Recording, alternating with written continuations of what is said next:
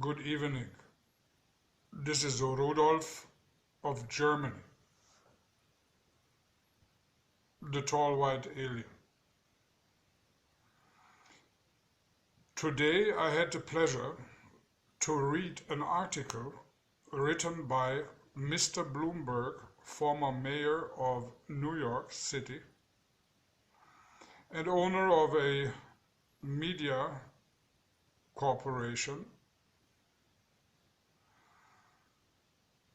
It was very interesting to hear a man like him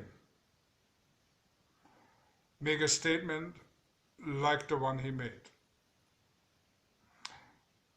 I quote, "Money should be abolished, cash money, because it is dirty, dangerous, and expensive." Well, Mr. Bloomberg, if money is so expensive, dangerous, and dirty, as you say, why do you have so much of it? That's my first question. In the article he went on and he stated that electronic money, just numbers in some bank account, would be the much better solution. So in other words, people would not have any kind of paper money and coins in their pocket anymore where they can go and spend it as they wish. He said that money which is idle in the bank should be reinvested into companies. I guess he means if people go to work, save a little bit of money for the rainy days and emergencies, so they can survive a little bit longer from their own sweat and work. This money, if it sits on the sidelines in some bank account, as it used to be, and earn interest, this money should be punished by negative interest and should be eaten up automatically, except it is reinvested in the corporation you and your peers, billionaires, own. With other words, money should be taken in and immediately people should buy goods from it which your friends produce. And if there's any money left, this money should be invested, with other words, given to the same people who produce these useless goods, which we all have already enough of. Until the next crash occurs, when the shares of these companies are worth next to nothing, and a corporate buyback will grab all the shares again, and the circle will start.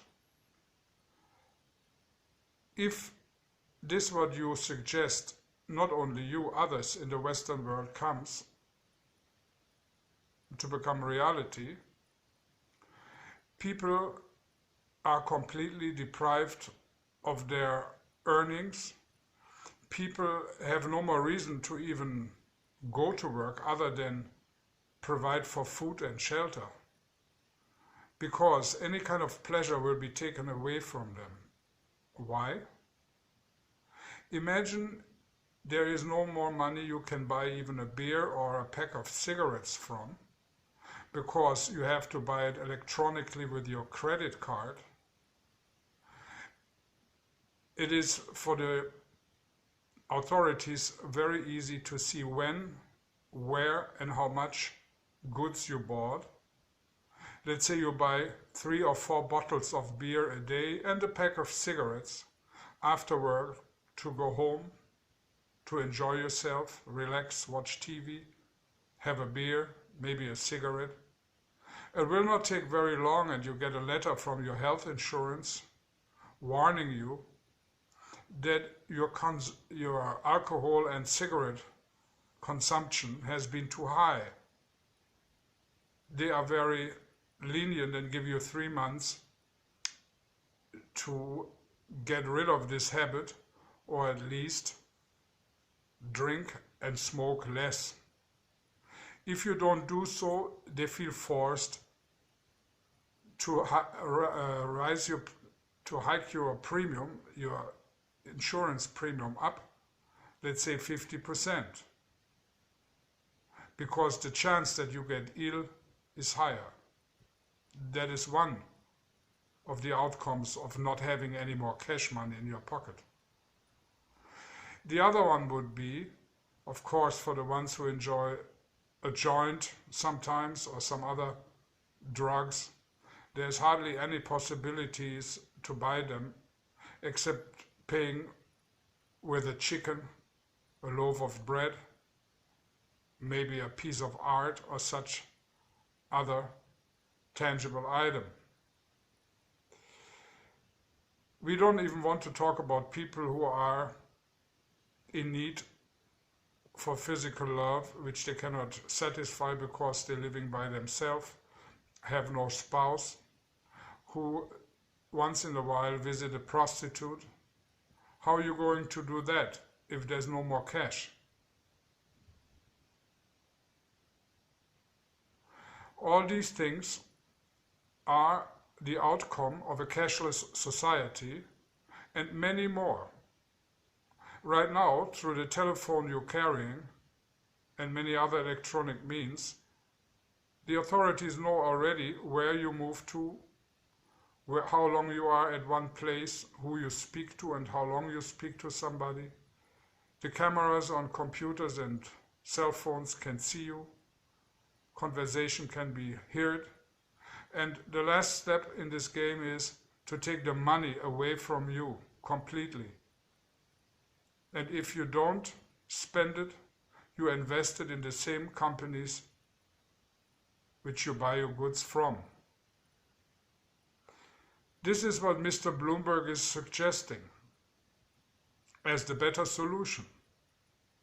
Naturally, he and his friends will have bank accounts in Singapore and other offshore locations, will have gold coins and gold bars sitting somewhere safely, and they will have their means, their money, out of the reach of anybody, including their own government.